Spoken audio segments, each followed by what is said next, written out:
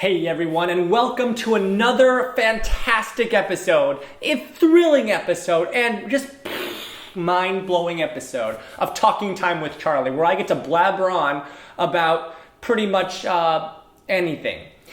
Today's topic is going to be something interesting, and it's kind of a related topic to what's going on today, / kind of gives you a little bit of an inside look at what it's like to be a pianist, or more broadly, an independent musician in today's world. So, before we start, we're going to do a good kind of pyramid scheme. Everyone who sees this video, do me a favor and share it with 2 or 3 other people. And if you do that, then our viewership can go like this, and that's really good. Also, if you're seeing this on Facebook, do me a favor and go to youtube.com/Charlie Albright Pianist.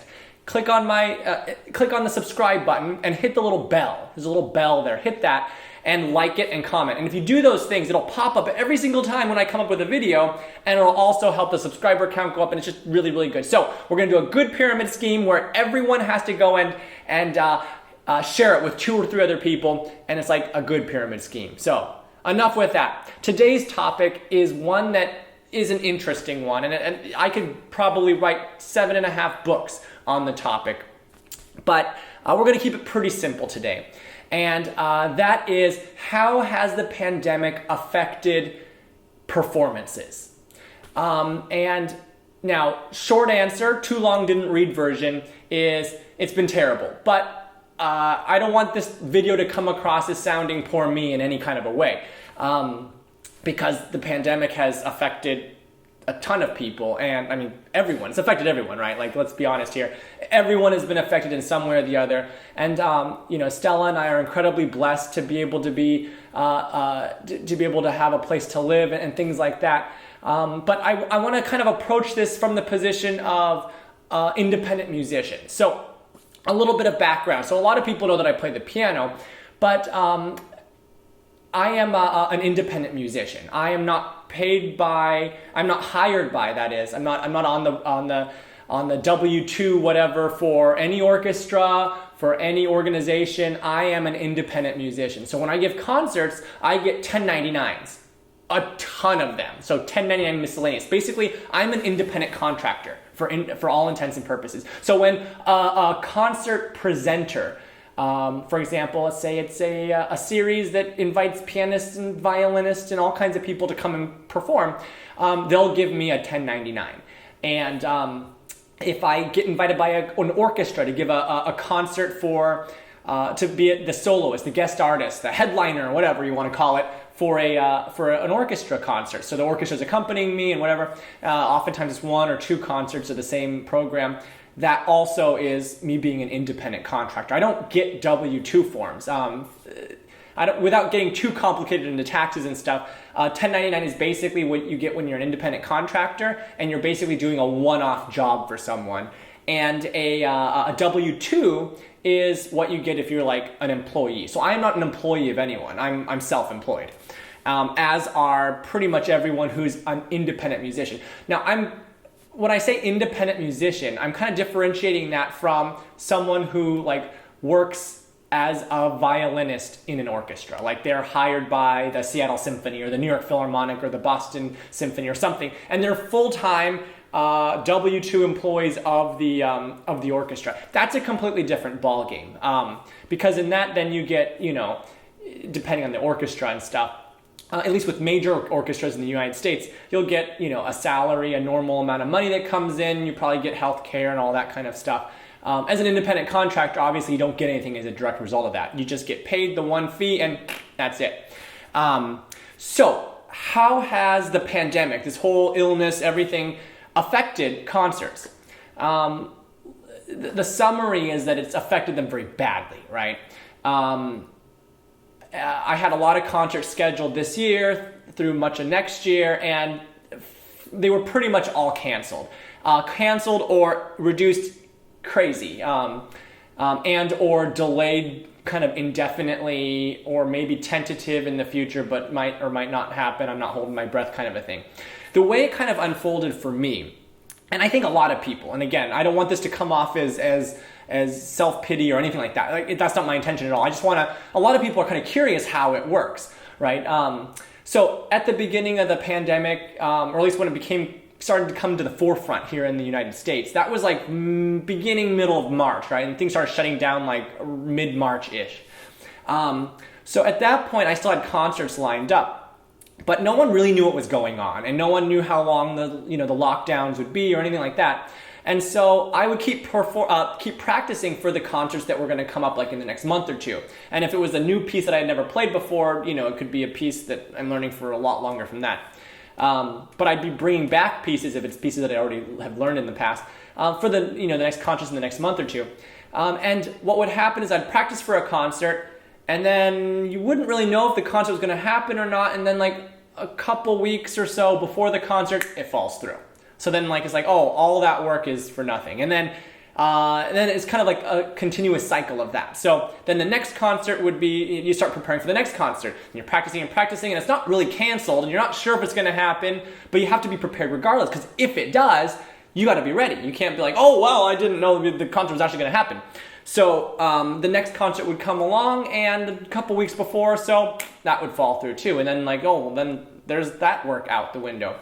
And it's especially frustrating when it's a piece of music that is like kind of a one-off piece of music. So there's certain pieces of music that you'll learn, and you'll probably play it many times over the course of your performing career, right? Like they're just like good, famous pieces that everyone knows, and there's going to be demand for that music.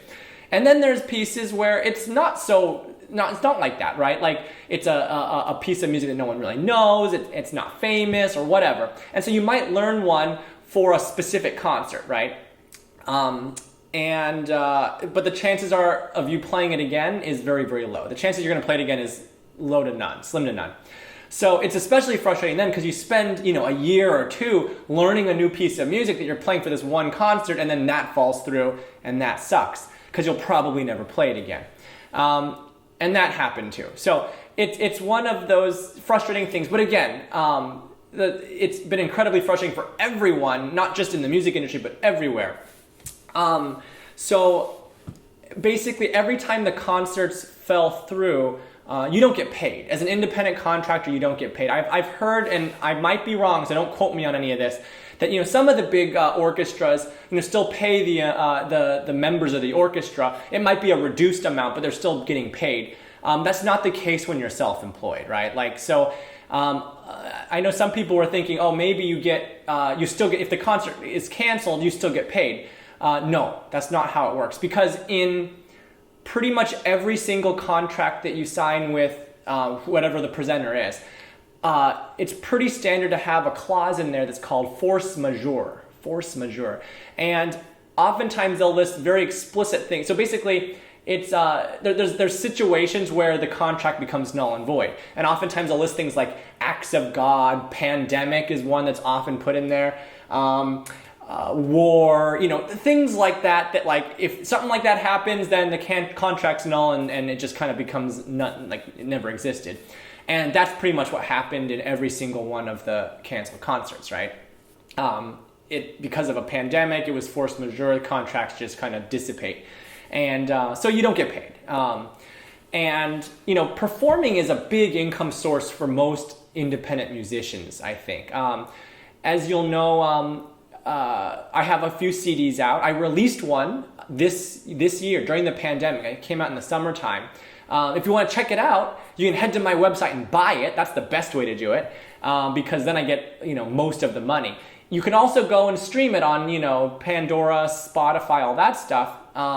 The issue with that is that you essentially, I'm sure you guys have read a lot about this, you make no money. Someone could stream your song thousands of times, right? And thousands of times, if thousands of people bought your CD, then you might have thousands of dollars. But even if it's one song, $1 each, they can, or the whole album, $20 or something, you can make a lot of money that way, or okay money that way. But when thousands of people stream it, you might make a cent or 2 cents, and that's not much of an exaggeration. Like, to make any decent money on streaming, you have to literally have millions and millions of streams. So that's another story for another time. But streaming doesn't really do anything.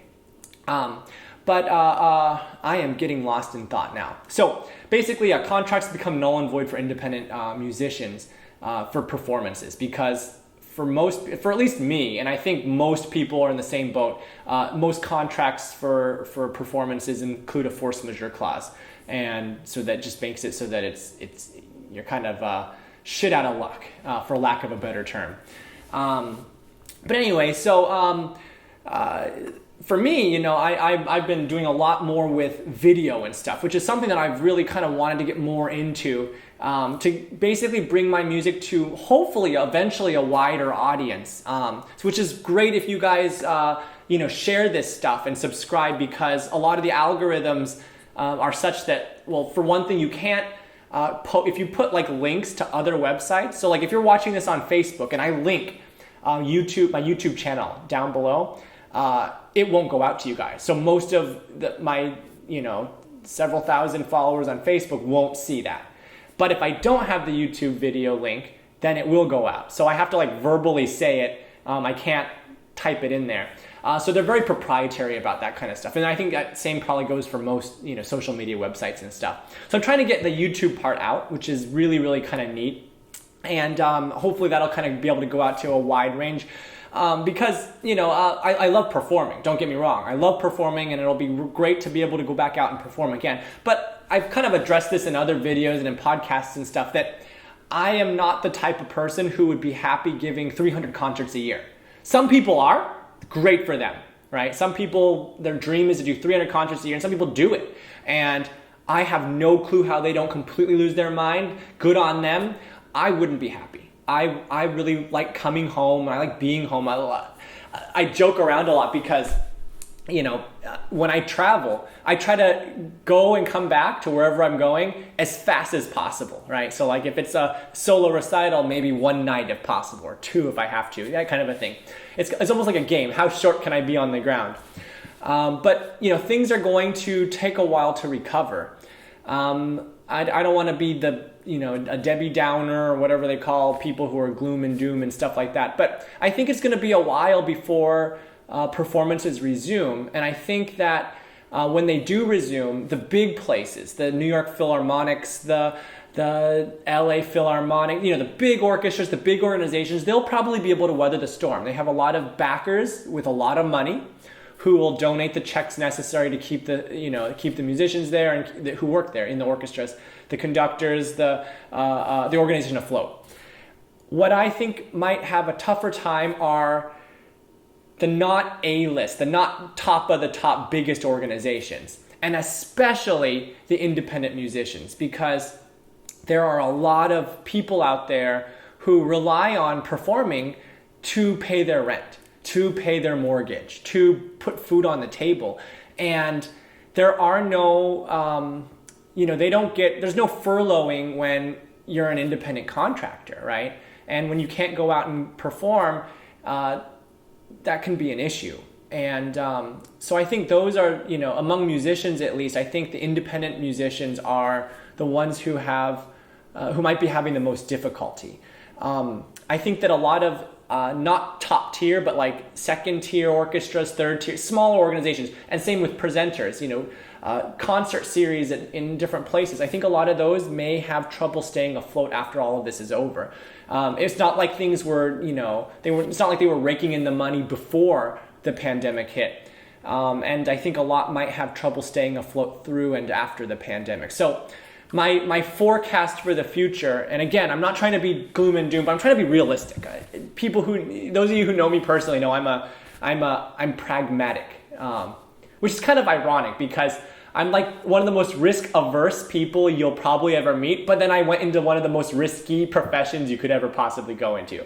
So how about that? Anyway, in the future, I think there are going to be fewer places to play, so the total number of concerts is going to be smaller. I think those are some of the effects that are going to happen. So let's say, I'm just going to make up a number. Let's say that there were 100 places that put on concerts. There's going to be not 100 when this is all said and done. I think that when things do start recovering, that'll be I guess I should rewind a little bit. Oftentimes concerts are planned, depending on who's putting them on, anywhere from a few months to a few years in advance. So, I've had concerts in the past that were scheduled like 3 years out, right? Like, I don't even know what I'm going to be eating in a few hours, let alone what I'm going to be playing in 3 years, right? So concerts are often booked out a long way from now. And I think once everything starts going back to normal and concerts start happening again, my prediction is that the big organizations are going to try to get in the A-listers, the most famous people, to try to maybe get people back in the door, right? So the really, really famous musicians will probably be some of the first to give concerts to try to get people back comfortable into coming to concerts and stuff again, whenever that is. And that might be, a few years down the road. After that, they might try to reschedule people who had the concerts canceled, right? So reschedule the ones that had been planned. And then, of course, there's concerts that have already been scheduled for years down the road. So I think that it's going to be several years before most, maybe non-A-lister, like not the Lang Langs and the Yo-Yo Ma types of the world, wherever, the superstars of the classical music world. I think it's going to be several years before they start having concerts, and I think that the number of concerts will be smaller because there'll be not as many places to perform. And again, I don't want to, this kind of is getting a little bit gloom and doom, and I don't want it to sound that way. But I think that's the realistic situation. I think a lot of the presenters aren't going to be able to restart and get through this. So anyway, I want to thank you all for all of your support online. If you wanna subscribe, please do. Share all the videos you can. I really want to try to get the YouTube component up and my social media more out there. Not just to people who like music, but people who don't. People who don't like music, people who don't like classical music. 'Cause you guys know I don't play just classical music. I want to make music, accessible to it. I think music is for everyone, and again, Stella and I are very blessed to be in the position that we can, weather the storm, hopefully at least in the short run. But yeah, it's been a shitty year for everyone, and it's definitely it can be discouraging, right? Like it can be really discouraging. Every day, except on weekends, I'm practicing and working and stuff, and when you see things kind of just fall through, and when you see maybe that it's not getting as much traction as you need, it can be really frustrating. But I really appreciate all of your help, all of your support, and that's really great. So I hope this wasn't too much of a downer type video. I didn't mean it to be at all. This pandemic has been lousy for everyone. I don't think anyone has gotten out of it, and there's a lot of people who are in really seriously bad situations. And of course, there's those who have gotten very sick and those who have passed away, and it's just been a lousy thing for everyone. And so I hope that all of you all stay safe, all stay healthy, and all stay happy, because I think that this can also be wearing mentally on everyone as well. So you all hang in there, you all stay safe and healthy and happy. You all keep smashing the like button and sharing to 2 or 3 or 300 of your closest friends. And I hope to see you all very soon after all of this passes. And in the meantime, online. So here, wherever it is that you're watching, and you could be seeing this on Instagram, you could be seeing it on Facebook, you could be seeing it on YouTube. I want you to subscribe to all of those things. It really helps a lot. Share everything. That's one of the biggest components of algorithms, is sharing. So the more people share, the more it gets distributed. If it goes out to a few people and they don't share, they don't comment, then it just dies and it stops being put out. So you could put in a lot of work making videos and then it just kind of falls flat. And that's kind of, poopy too. So thanks for sharing and all that good stuff. And thanks for always being there. I really, really, I'm so blessed by God, and I'm very, very happy to be able to share music with all of you. So stay safe, stay healthy, and until next time.